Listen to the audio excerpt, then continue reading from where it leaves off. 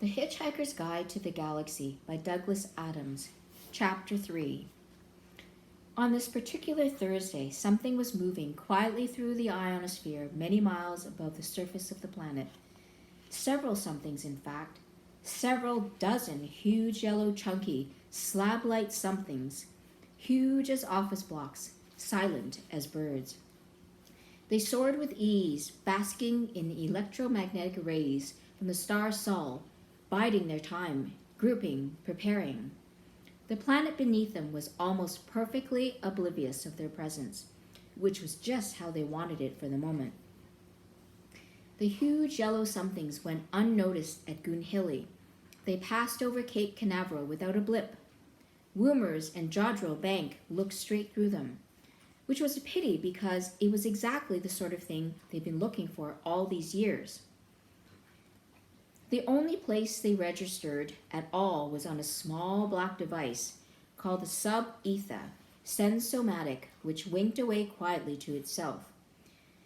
It nestled in the darkness inside a leather satchel which Ford Prefect habitually wore slung around his neck. The contents of Ford Prefect's satchel were quite interesting, in fact, and would have made any Earth physicist's eyes pop out of his head, which is why he always concealed them by keeping a couple of dog-eared scripts for plays he pretended he was auditioning for stuffed in the top. Besides the sub-ether sensomatic and the scripts, he had an electronic thumb, a short, squat black rod, smooth and matte with a couple of flat switches and dials at one end. He also had a device which looked rather like a largish electronic calculator. This had about 100 tiny flat press buttons and a screen about 4 inches square on which any one of a million pages could be summoned at a moment's notice. It looked insanely complicated, and this was one of the reasons why the snug plastic cover it fitted into had the words, "Don't panic," printed on it in large friendly letters. The other reason was that this device was in fact that most remarkable of all books ever to come out of the great publishing corporations of Ursa Minor, The Hitchhiker's Guide to the Galaxy. The reason why it was published in the form of a micro-sub-meson electronic component is that if it were printed in normal book form, an interstellar hitchhiker would require several inconveniently large buildings to carry it around in. Beneath that, in Ford Prefect's satchel were a few bureaus, a notepad, and a large bath towel from Marks and Spencer. The Hitchhiker's Guide to the Galaxy has a few things so say on the subject of towels. A towel, it says, is about the most massively useful thing an interstellar hitchhiker can have. Partly, it has great practical value. You can wrap it around you for warmth as you bound across the cold moons of Jaglin Beta. You can lie on it on the brilliant marble-sanded beaches of Santraginus V. Inhaling the heady sea vapors, you can sleep under it beneath the stars which shine so redly on the desert world of Kakrafoon. Use it to sail a mini draft down the slow, heavy river Moth. Wet it for use in hand-to-hand combat. Wrap it around your head to ward off noxious fumes or avoid the gaze of the ravenous bug bladder beast of trawl, a mind-bogglingly stupid animal. It assumes that if you can't see it, it can't see you. Daft as a brush, but very, very ravenous.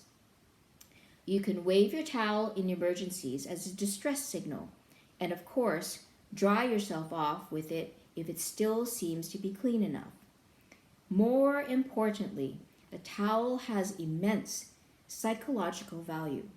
For some reason, if a strag is a non-hitchhiker, discovers that a hitchhiker has his towel with him, he will automatically assume that he is also in possession of a toothbrush, face flannel, soap, tin of biscuits, flask, compass map, ball of string, gnat spray, wet weather gear, spacesuit, etc., etc.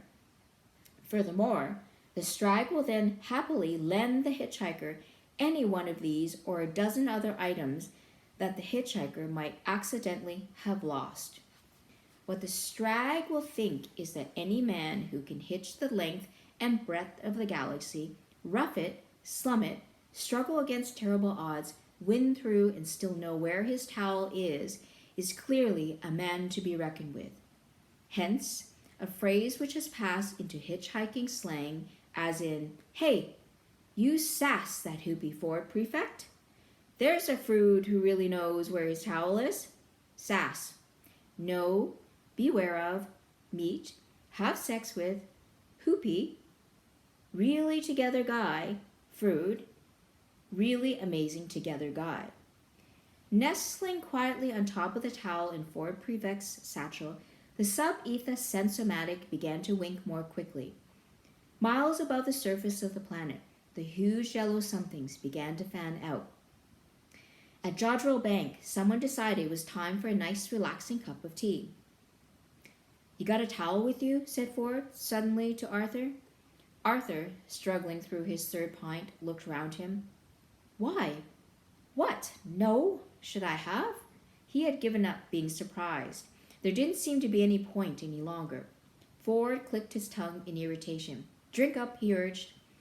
At that moment, the dull sound of a rumbling crash from outside filtered through the low murmur of the pub, through the sound of the jukebox, through the sound of the man next to Ford hiccuping over the whiskey Ford had eventually bought him.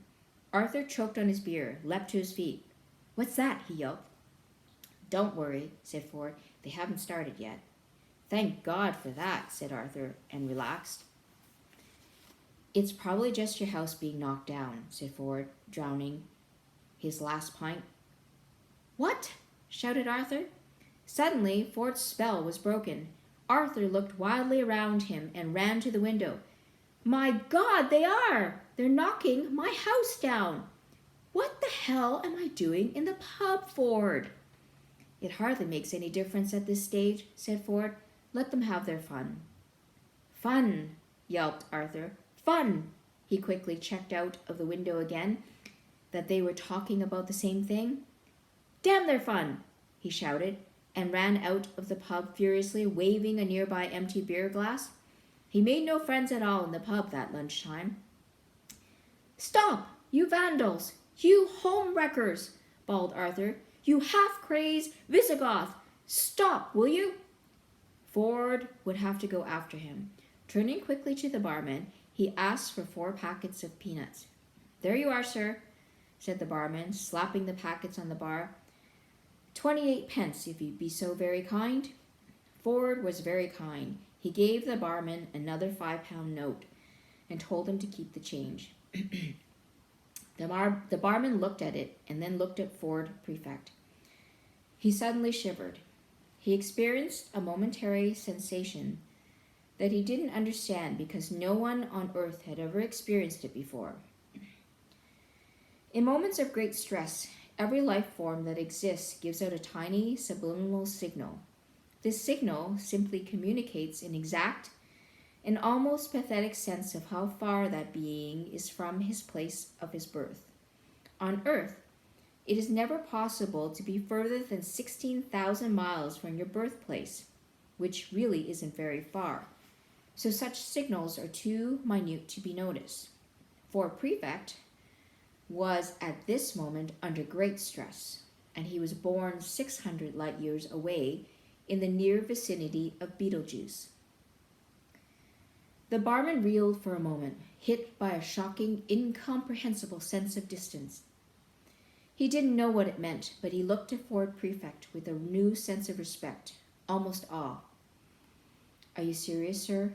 he said in a small whisper, which had the effect of silencing the pub. "You think the world's going to end?" "Yes," said Ford. "But this afternoon?" Ford had recovered himself. He was at his flippest. "Yes," he said gaily, "in less than 2 minutes, I would estimate." The barman couldn't believe this conversation he was having, but he couldn't believe the sensation he had just had either. "Is there anything we can do about it then?" he said. "No, nothing," said Ford, stuffing his peanuts into his pocket. Someone in the hush bar suddenly laughed raucously at how stupid everyone had become. The man sitting next to Ford was a bit soused by now. His eyes weaved their way up to Ford. "I thought," he said, "that if the world was going to end, we were meant to lie down or put a paper bag over our head or something." "If you like, yes," said Ford. "That's what they told us in the army," said the man, and his eyes began the long trek back towards his whiskey. "Will that help?" asked the barman. "No," said Ford, and gave him a friendly smile. "Excuse me," he said. "I've got to go." With a wave, he left. The pub was silent for a moment longer, and then, embarrassingly enough, the man with the raucous laugh did it again.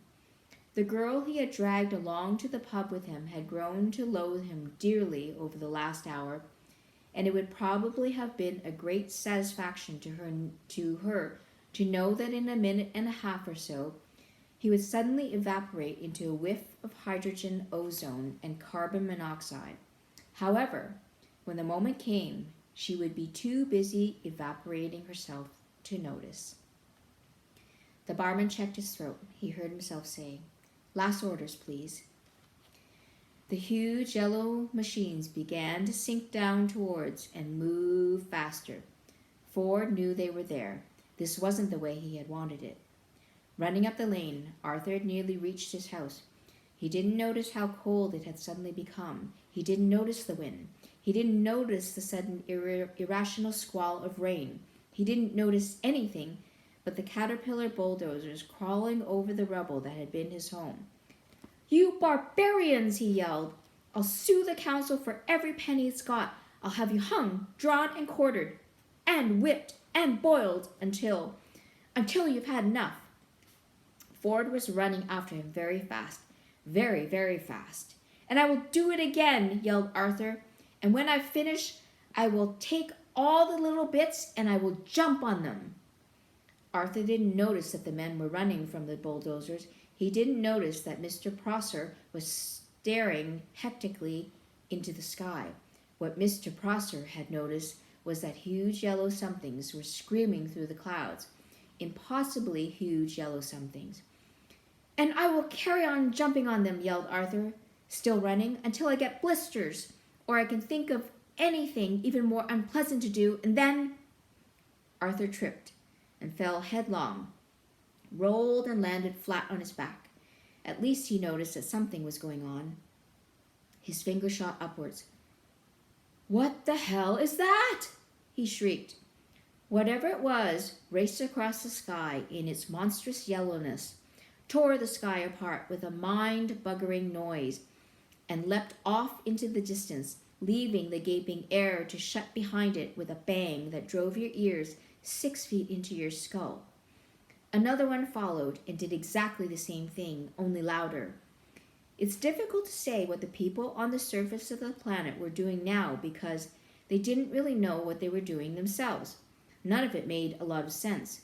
Running into houses, running out of houses, howling noiselessly at the noise. All around the world, city streets exploded with people. Cars slewed into each other as the noise fell on them, and then rolled off like a tidal wave over hills and valleys, deserts and oceans, seeming to flatten everything it hit. Only one man stood and watched the sky, stood with terrible sadness in his eyes and rubber bums in his ears. He knew exactly what was happening and had known ever since his sub-etha sensomatic had started winking in the dead of night beside his pillow and woken him with a start. It was what he had waited for all these years, but when he had deciphered the signal pattern, sitting alone in his small dark room, a coldness had gripped him and squeezed his heart. Of all the races in all the galaxy who could have come and said a big hello to planet Earth, he thought, didn't it just have to be the Vogons? Still, he knew what he had to do. As the Vogon craft screamed through the air high above him, he opened his satchel. He threw away a copy of Joseph and the Amazing Technicolor Dreamcoat. He threw away a copy of Godspell. He wouldn't need them where he was going. Everything was ready. Everything was prepared. He knew where his towel was. A sudden silence hit the earth. If anything, it was worse than the noise. For a while, nothing happened. The great ships hung motionless in the sky over every nation on earth. Motionless they hung, huge, heavy, steady in the sky, a blasphemy against nature. Many people went straight into shock as their minds tried to encompass what they were looking at. The ships hung in the sky in much the same way that bricks don't, and still nothing happened. And then there was a slight whisper, a sudden spacious whisper of open ambient sound. Every hi-fi set in the world, every radio, every television, every cassette recorder, every woofer, every tweeter, every mid-range driver in the world quietly turned itself on. Every tin can, every dustbin, every window, every car, every wine glass, every sheet of rusty metal became activated as an acoustically perfect sounding board. Before the earth passed away, it was going to be treated to the very ultimate in sound reproduction, the greatest public address system ever built. But there was no concert, no music, no fanfare, just a simple message. People of Earth, your attention, please, a voice said, and it was wonderful. Wonderful, wonderful, perfect, quadraphonic sound with distortion levels so low as to make a brave man weep. This is Prostetnik Vogon, Jelts of the Galactic Hyperspace Planning Council, the voice continued. As you will no doubt be aware, the plans for development of the outlying regions of the galaxy require the building of a hyperspatial express route through your star system, and regrettably, your planet is one of those scheduled for demolition. The process will take slightly less than 2 of your Earth minutes. Thank you. The PA died away. Uncomprehending terror settled on the watching people of Earth. The terror moved slowly through the gathered crowds as if they were iron filings on a sheet of board and a magnet was moving beneath them. Panic sprouted again, desperate fleeing panic, but there was nowhere to flee to. Observing this, the Vogons turned on their PA again. It said, "There's no point in acting all surprised about it. All the planning charts and demolition orders have been on display in your local planning department in Alpha Centauri for 50 of your Earth years, so you had plenty of time to lodge any formal complaint, and it's far too late to start making a fuss about it now." The PA fell silent, and its echo drifted across the land. The huge ships turned slowly in the sky with easy power. On the underside of each, a hatchway opened, an empty black square. By this time, somebody somewhere must have manned a radio transmitter, located a wavelength, and broadcast a message back to the Vogon ships to plead on behalf of the planet. Nobody ever heard what they said. They only heard the reply. The PA slammed back into life again. The voice was annoyed. It said, "What do you mean you've never been to Alpha Centauri? For heaven's sake, mankind, it's only 4 light years away, you know. I'm sorry, but if you can't be bothered to take an interest in local affairs, that's your own lookout. Energize the demolition beams." Light poured out of the hatchways. "I don't know," said the voice on the PA. "Apathetic, bloody planet. I've no sympathy at all." It cut off. There was a terrible, ghastly silence. There was a terrible, ghastly noise. There was a terrible, ghastly silence. The Vogon constructor fleet coasted away into the inky, starry void. Thank you.